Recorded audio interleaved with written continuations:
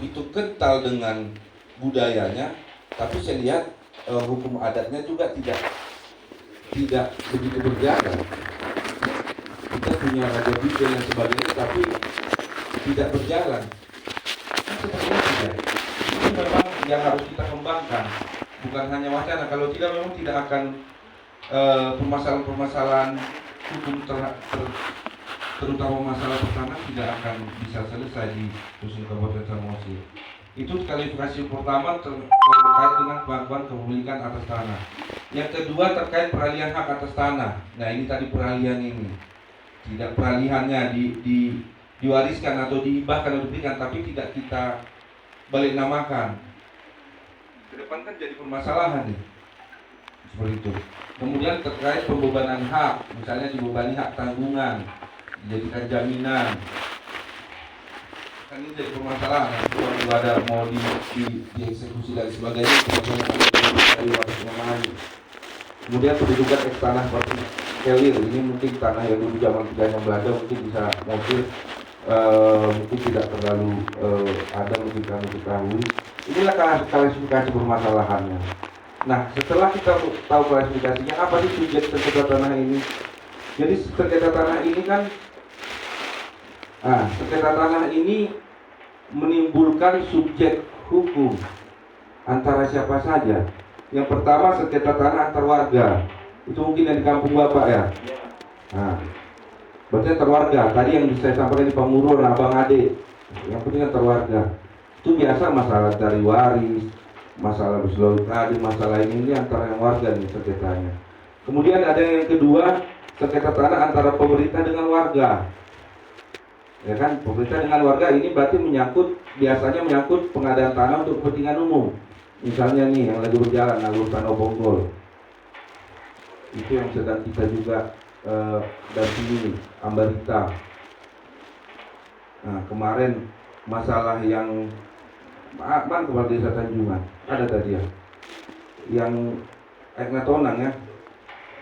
Bapak udah lama kepala desa?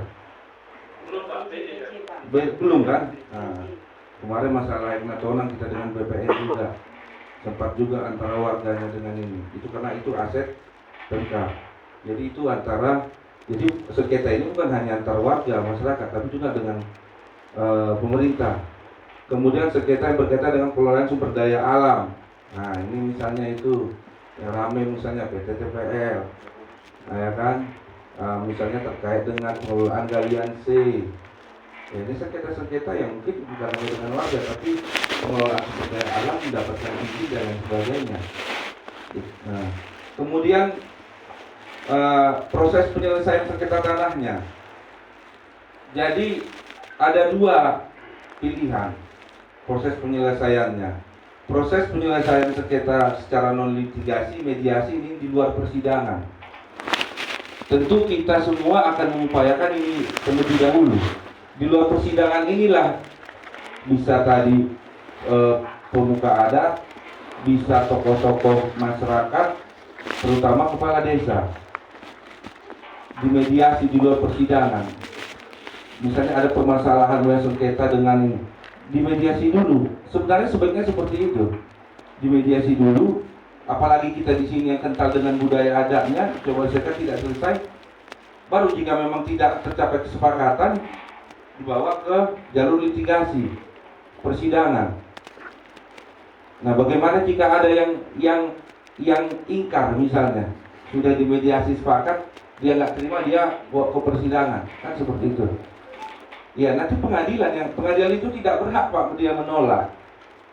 Sekali bukan objeknya, dia tetap terima, dia sidang, dia sampaikan bukan objek misalnya perdata, baru dia nikah. Gitu. Jadi memang penyelesaian sengketa tanah ini dia akan mengupayakan dua jalur, satu non litigasi di luar persidangan, satu melalui jalur persidangan. Seperti yang Bapak yang di kampung kita alami itu kan sudah ke jalur persidangan, ya kan? Sudah gugat menggugat, sudah ke mahkamah pencocokan. Itu kalau pencocokan itu Pak berarti sudah tahap eksekusi, proses eksekusi. Kalau sudah proses eksekusi berarti upaya hukum juga sudah selesai. tidak ditempuh upaya hukum atau upaya hukum juga sudah keluar. Jadi tidak ada lagi yang bisa membatalkan. Gitu. Jadi kalau ada pertanyaan kenapa ini nggak cocok, itu lalu cocok. Nah, kalau ada perbedaan nama kampung, Samosir ini juga nama dulu kan bukan Samosir, tuh, ya kan? Dari Tapanuli, Motoba Samosir. Bisa jadi ada keluar surat tanah yang masih Tapanuli di sini. Itu hal-hal yang bisa diubah. Surat tanah sertifikat aja bisa dibatalkan kalau ada kekeliruan, kan gitu. Nah, artinya kenapa saya sampaikan begini? Jangan ketika kita sudah menempuh upaya litigasi tidak sesuai dengan keinginan tertentu seseorang, kita menolak upaya itu. Padahal di upaya persidangan sudah dipersilahkan setiap pihak, para pihak untuk membuktikan masing-masing. Perdata kan masing-masing pihak membuktikan secara dokumen kepemilikannya. Ya kan? Kalau tidak bisa dibuktikan kalau kita komitmen seperti itu, akhirnya tidak selesai. Jadi jika sudah tahap pencocokan, sudah tahap eksekusi, berarti sudah inkrah, tidak ada lagi yang bisa membatalkan putusan pengadilan. Artinya, ya kita harus mengikuti putusan itu. Jika ingin berdebat atau menyampaikan, sampaikanlah pada proses persidangan. Itu tadi saya sampaikan. Jika sudah gugat-menggugat, sungguh-sungguh ikuti. Siapkan bukti-bukti dokumennya, siapkan saksinya untuk mendukung bukti dokumen tersebut. Sehingga nanti hakim punya penilaian yang memiliki ini atau yang berhak si A. Seperti itu. Nah, itu terkait dengan proses sengketa melalui litigasi ya. Nah, kemudian proses sengketa melalui litigasi ini tentu selesainya adalah bukan hanya di persidangan, adalah saat telah dilakukan eksekusi. Sehingga kekuatan dari sebuah proses litigasi itu adalah di eksekusinya. Percuma dilakukan persidangan jika tidak dilakukan eksekusi.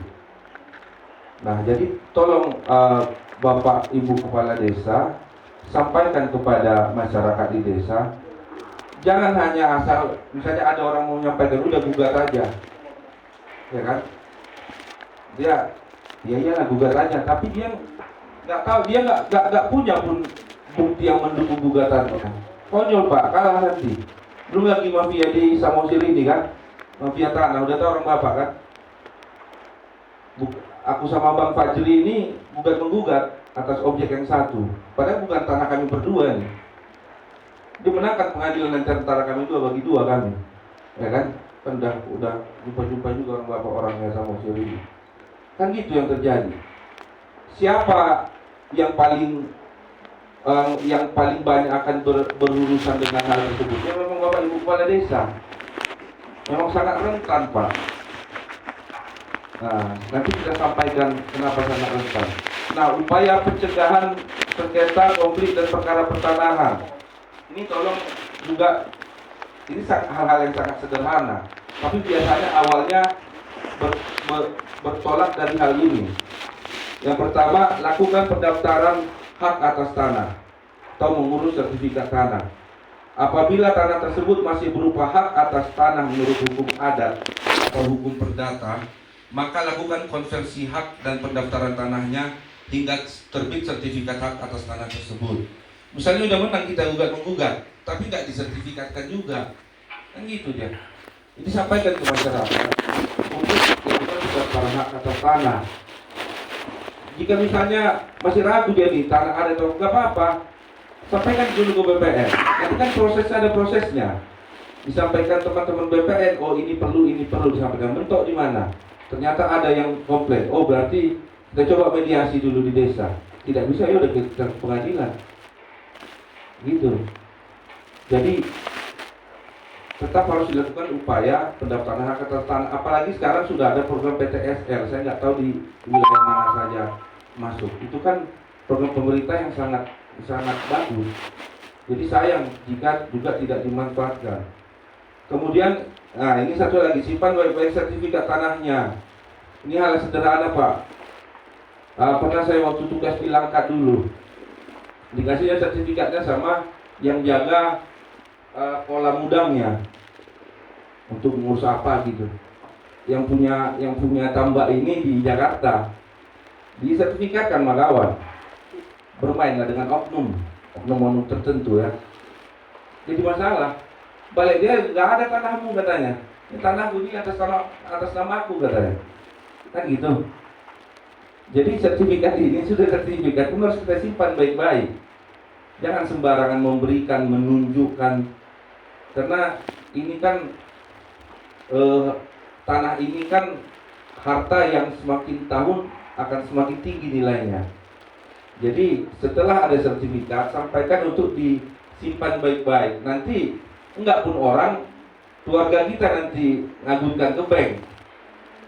Kita bilang nggak bisa kan? Harus ada persetujuan. Banyak nggak yang bisa berhasil itu? Bisa kan? Akan selalu ada oknum-oknum yang bermain. Jadi untuk mencegahnya kita yang harus mengantisipasinya. Kemudian buat batas tanah yang jelas dan permanen. Nah ini dia yang sering. Kita kan sering membuat batas kayu, batas misalnya kayak tadi sampaikan sungai, batas apalagi pohon kelapa katanya, pohon kelapanya udah tebang, udah pening kita yang mana batasnya. Ya buatlah batasnya permanen, ya kan tadi sering disampaikan pipa paralon dicor supaya permanen posisinya. Jadi tolong disampaikan kepada masyarakat, Pak Kepala Desa, dirikan bangunan dan tanaman-tanaman keras. Ini fungsinya apa Pak? Didirikan bangunan tanaman keras. Kita mungkin mengetahui begini, ada di Undang-Undang Pertanahan 20 tahun menguasai, ya kan, itu menjadi haknya. Nah di persidangan tahu nggak orang bapak seperti apa jika sampai ke persidangan? Apa bukti